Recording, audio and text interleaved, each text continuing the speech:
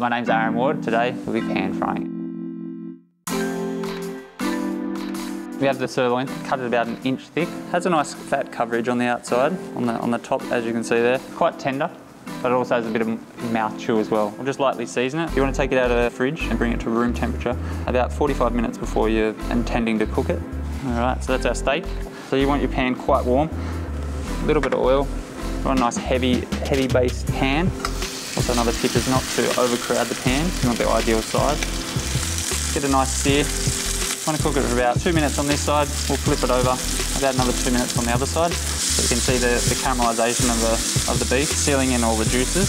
So we'll add a little bit of butter, baste it in the butter, gives it that nice nutty flavour.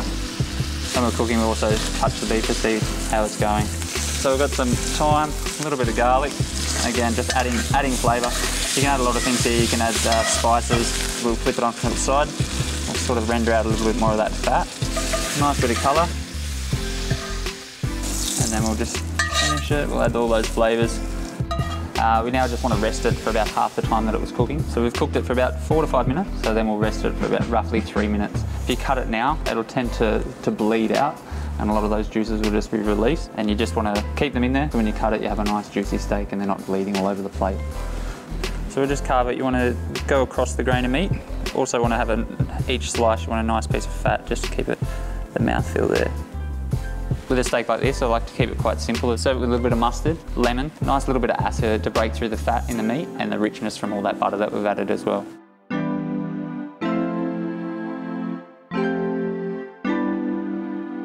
The cut of meat we have here, we have the rump flap, or known as the pillow. We bring it out about 45 minutes before we're going to cook it. Has a big piece of silver skin over the top. We need to trim all that up first before we cook it. It'll hit the pan and shrink up, which will cause the meat to not look as well as it should. So we have a little dry rub to season the meat. So instead of adding flavours to the pan itself, we'll season the meat with the flavours before it goes in the pan. And today we have a little dried shiitake, dried garlic powder, some burnt onion powder, and a little bit of salt. And you want all the meat covered, otherwise some bits you won't have the flavour of the rub. The reason why I chose a dry rub, sometimes when you have a wet marinade, it's hard to get a crust on the outside of the meat. You want that flavour coming through. It's ready for the pan.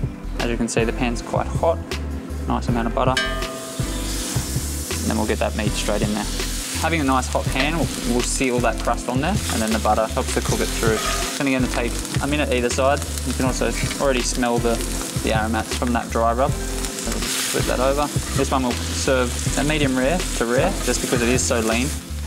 All those flavours have been accentuated from the cooking in the pan.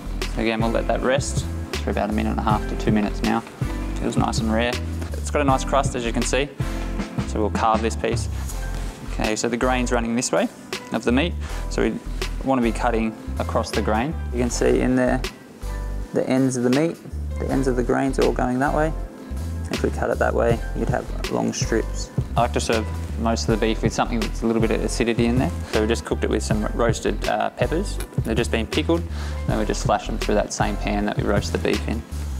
And that's the way I like to cook the pillow. So next we're going to be cooking the liver.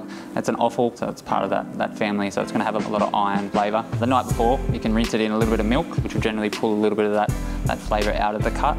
So we're just going to cut it into 1 centimetre slices. Cut it like that. Again, always cutting across the grain. You can sort of see the lines through it there. We'll generously season with a little bit of salt. This one we'll season with a little bit of pepper as well. You want a nice hot pan, really quick in the pan, getting a nice sear on the outside, removing it, letting it rest, and then we'll make a little sauce to go with it as well. 30 seconds on either side with a piece like this. With liver, you want to be using fresh cuts of meat. You don't want to be using any offal that has been frozen. You want to get something that's been taken from the beast 1-2 days after it's been killed. At this stage, we'll put our onions in, test it. You can start to see the blood coming through to the top. Touch more butter. And that's done. Always resting the meat, keeping those juices out. Let it rest for about another minute after that. I'll finish the plate up.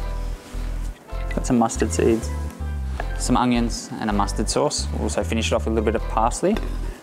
It's a piece of liver. It's going to have a lot of beefy, gamey, meaty flavours.